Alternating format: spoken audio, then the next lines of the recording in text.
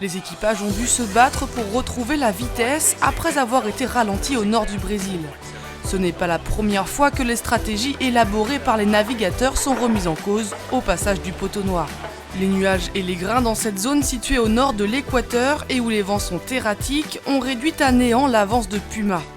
Cette situation offre une nouvelle chance au reste de la flotte menée par Camper.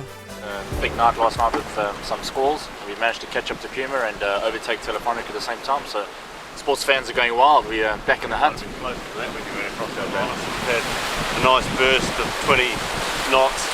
We've sort of been sitting on speeds around 23, so it's nice to be doing that straight towards the barn door. So speed's of the essence here and capitalising on this and hoping that our opposition don't have the same breeze. L'espoir était le maître mot mardi parce que les cartes peuvent être redistribuées rapidement dans cette partie du monde.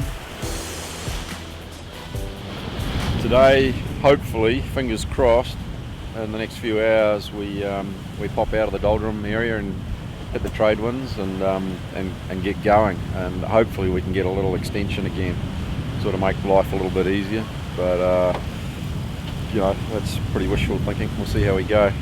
The other guys obviously sailed pretty well yesterday, and Telefonica included. They're just down here, and so we've got 3 boats in the race at the moment, and about 2,400 miles to go. So anything can happen.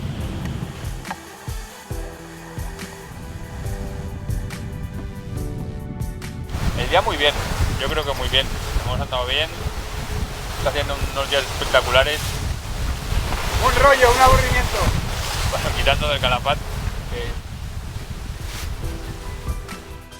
Toujours à la traîne mais pas décroché, Abu Dhabi et Groupama se battent pour la 4e place en attendant une opportunité de revenir sur le groupe de tête. It's all fingers crossed around here right now, just hoping that we can pick up a little bit of breeze, find some speed and just get our way through. Et la situation s'annonce très perturbée dans tout l'arc antillais, même avant l'arc antillais d'ailleurs.